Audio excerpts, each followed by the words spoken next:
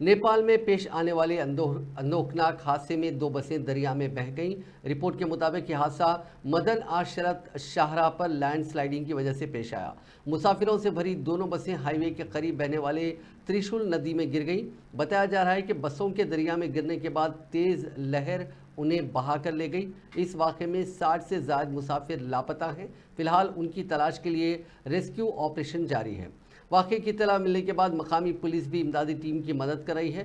Police से मौसूला इत्तला के मुताबिक ये बस दारुल हुकूमत काठमांडू जा रही थी। रिपोर्ट के मुताबिक एंजल और गणपति डीलक्स बसें लैंडस्लाइडिंग की वजह से आपस में टकरा गईं और ये हादसा पेश आया। पुलिस ने बताया कि उन्हें इस हादसे की इत्तला उन बसों में सफ़र करने वाले कुछ मुसाफिरों से मिली। बस के दरिया में गिरने के बाद उन मुसाफिरों ने तैरकर अपनी जान बचाई और बाद में पुलिस को इस वाक़े की इत्तला दी। दरअसल नेपाल के वज़ीर आज़म पुष्पा कमल दहल ने इस हादसे पर गम का इजहार किया। उन्होंने कहा कि नारायणगढ़ मगन रोड सेक्शन पर लैंडस्लाइडिंग में बसों के बह जाने के बाद तकरीबन 5 दर्जन मुसाफिरों के लापता होने और मुल्क के मुख्तलिफ हिस्सों में सैलाब और लैंडस्लाइडिंग की वजह से इमलाक को होने वाले नुकसान की खबरों से उन्हें बहुत दुख हुआ है।